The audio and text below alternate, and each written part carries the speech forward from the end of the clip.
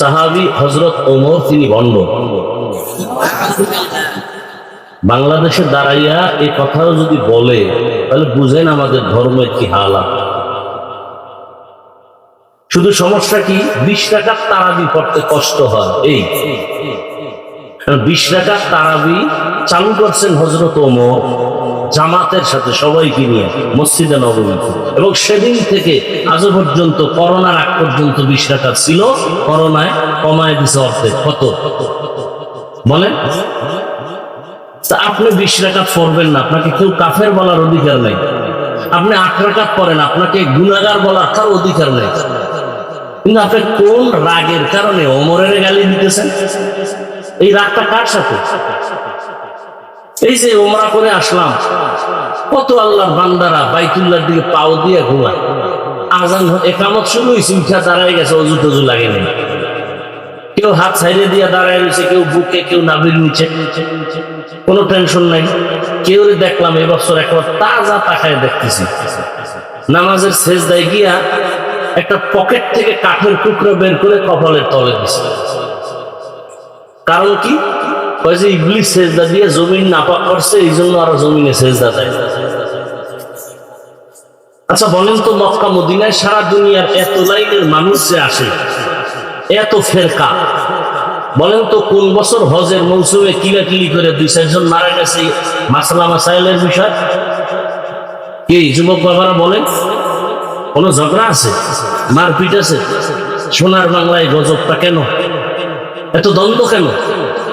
আমি নাকের নিচে হাত বাঁধতেছি, সমস্যা কোথায়? আপনি বুকে হাত বাঁধেন, আমি তো আপনাকে গালি দেই না।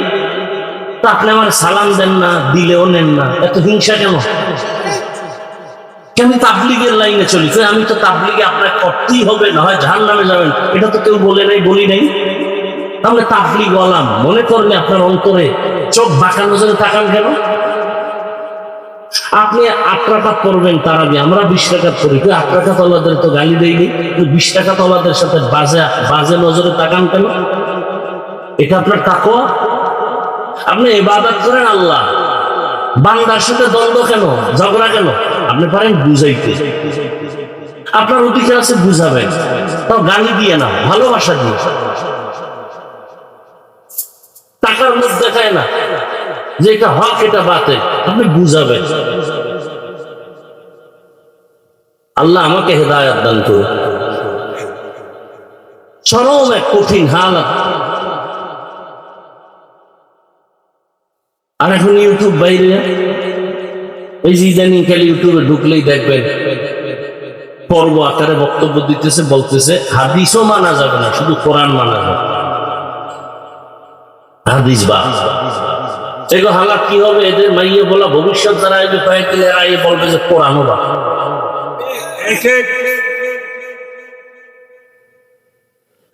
আপনি আশ্চর্য হবেন, আপনার কাছে কেমন জানি লাগে জানি না, কঠিন হালাত এদের।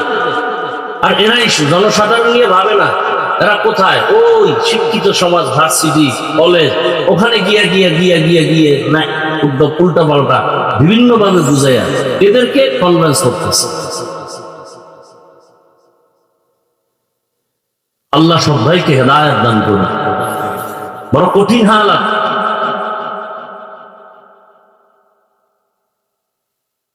তো রবিউল আউয়ালে আমরা 4টা জিনিস পেয়েছি। মূল কথাগুলো ব্যাখ্যা দিব না, শুধু মূল এই কথাগুলো মনে রাখবেন। রবিউল আউয়ালে আমরা কয়টা জিনিস পেয়েছি? 4টা। 1, রাসূলের বিলাদাত অর্থাৎ জন্ম মোবারক। 2, পেয়েছি রাসূলের রিসালাত, আল্লাহ রাসূলকে কিতাব দিয়েছেন রবিউল আউয়াল। 3, পেয়েছি রাসূলের হিজরত, মক্কা থেকে মদিনায় হিজরত, রবিউল আউয়াল। 4, আমরা রবিউল আউয়ালে পেয়েছি রাসূলের রিহলাত বা ওয়াফাত। কয়টা হইল? 4টা। বিলাদাত, রিসালাত, হিজরত, ওয়াফাত, এই 4টা রবিউল আউয়ালে পেয়েছি। এই 4টার থেকে আবার কি ফল আসলো? বেলাদাতের মাধ্যমে আমরা পেয়েছি আজাদিয়াত, মুক্ত স্বাধীনতা। নবী আসছেন, আবু লাহাব খবর পাইয়া দাসীরে মুক্ত করে দিছে, আর গোলামি করা লাগবে না, ভাতিজার আনন্দে তোরে ছেড়ে দিলাম। নবী আগমন করছেন শুধু এই কারণে, 1000 বছরের প্রজ্বলিত আগুন পারস্যে নিভে গেছে, জুলুম চলতেছিল, জুলুম বন্ধ হয়ে গেছে। আর আপনারা জানেন আর একটা কথা, ওই সময় বাবা কন্যাদেরকে পছন্দ করতো না, কন্যা হলেই গলা টিপে হত্যা করে মেরে ফেলত। আল্লাহর কুদরত, মুহাম্মদ আসছে, আর সে থাকতে আমার রসুলের ইজ্জত রক্ষায় উম্মতেরা বাচ্চা মেরে ফেলবে হবে না। ওই টাইমে ওই সময় আরবে যত মহিলার পেটে বাচ্চা ছিল সবগুলোকে আল্লাহ ছেলে বানিয়ে দিয়েছেন, একটাও মেয়ে হয়নি। মেয়ে হলেই বাবাই কি করবে? মেরে ফেলবে। তাহলে মানুষ স্বাধীন হলো রসুলের জন্ম মোবারকের কারণে। শুধু তাই না, বাঘ আর হরিণ একসাথে এক জায়গায় পানি পান করতেছে, সব স্বাধীন। নাম্বার 2, রবিউল আউয়ালে পেয়েছি আমরা রিসালাত। রিসালাতের ফল হলো শরিয়াত। মানুষের জীবনটা সুন্দরভাবে পরিচালনার জন্য কিছু নিয়ম নীতি আছে, কোনটা হালাল, কোনটা হারাম, কোনটা বৈধ, কোনটা অবৈধ, কোনটা ঠিক, কোনটা ব্যাঠিক, এর নাম শরিয়ত। এই শরিয়ত প্রণেতা রসুলের মাধ্যমে আল্লাহ তৈরি করলেন, কিয়ামত পর্যন্ত এই প্রেসক্রিপশন চলবে। আর এটাকে যারা ফলো করবে তারা দুনিয়ায় সফল, আখিরাতেও সফল।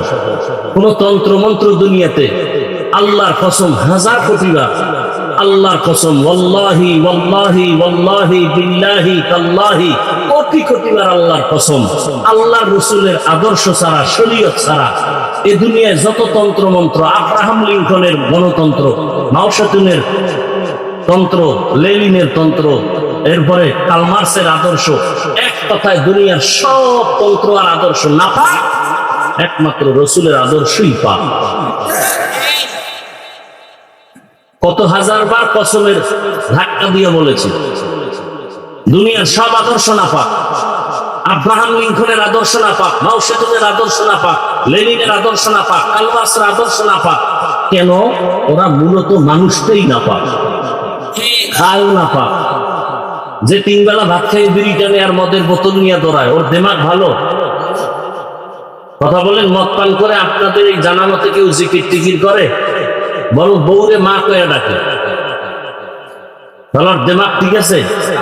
তো যেই সব যত বড় ভিআইপি তত বড় মক্ষ। সত্য কথা স্বীকার করেন, মানেন আর না মানেন।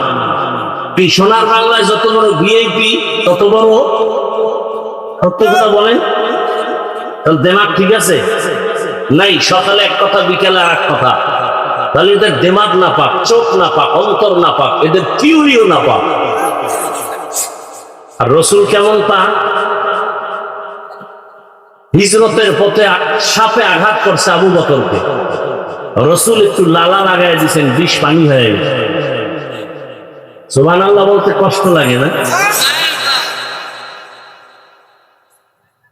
রসুল কেমন পাক? আম্মা জান আয়েশা রাদিয়াল্লাহু আনহা বলে, নবীজির ঘাম মোবারক আমি বোতলের মধ্যে ভরে রাখতাম, আর বড় বড় অনুষ্ঠানে আমরা আতর হিসাবে ব্যবহার করতাম। এত বছর আপনাদের অনেক জায়গায় বয়ান শুনাইছি উহুদের ঘটনা, রহমতের নবীর দান শহীদ হয়ে গেল, সারা মদিনায় আওয়াজ হয়ে গেছে আব্দুল্লাহর ছেলে মোহাম্মদ নাই। পাগলের মতো বেলাল দৌড়ায়, একজন মহিলাও দৌড়ায়। লোকেরা সামনে হুদিরা কয়, তুমি দৌড়াও কেন? কয় মোহাম্মদ নাকি নাই। বলে তোমার ছেলে নাই, আগে খবর লও। কয় ছেলেরটা বাদ দাও, মোহাম্মদের খবর বলো। হযরত আলী সহ কয়েকজন সাহাবা রহমতের নবীকে উঠাইয়া কাঁধে নিয়া উহুদের বিশাল পাহাড়ের পাশে রাখলেন। নবী ওখানে একটু পাথরের উপরে মাথা দিয়া বিশ্রাম নিলেন। ওই পাথর থেকে 1500 বছর পর্যন্ত এখনো শুধু মেশকের ঘ্রাণ আসতেছে। এই বয়ান এত বছর শুনাইছি, আর এবছর যাই নিজে দেখছি ওই জায়গাটা আটকায় রাখছিল সরকার, এবছর ডাইরেক্ট খুলে দিছে উহুদের পাহাড়ের ভিতরে। গিয়া মাথাটা ঢুকাইলাম, গিয়ে ওখানে দাঁড়ানো মাত্র দেখি মেশকের ঘ্রাণ আসতেছে, সুন্দর ঘ্রাণ। ওই ঘ্রাণওয়ালা কোনো আতর জমিনে আমি পাই নাই। ভালো করে একটু ভিতরে গিয়া তাকায় দেখলাম একজন আর বেশি ঢুকা যায় না, সিয়া পর্যন্ত ঢুকে। যে কেউ আবার আতর টাতর মাইকে গেল নি রাতের অন্ধকারে। আসলে দেখলাম না। তাহলে কেমন রসুল, যার শরীর মোবারকে মৃত্যু পর্যন্ত কোনোদিন একটা মশা মাছি পড়ে নাই, আল্লাহ হারাম বানায় দিচ্ছেন। নবী যখন রাস্তা দিয়ে চলতেন মেঘ ছায়া দেয়, সূর্যের গরম যেন রসুলের কষ্ট না হয়। রহমতের নবী তার হায়াতে কোনোদিন একটা মিথ্যা কথা বলেন নাই।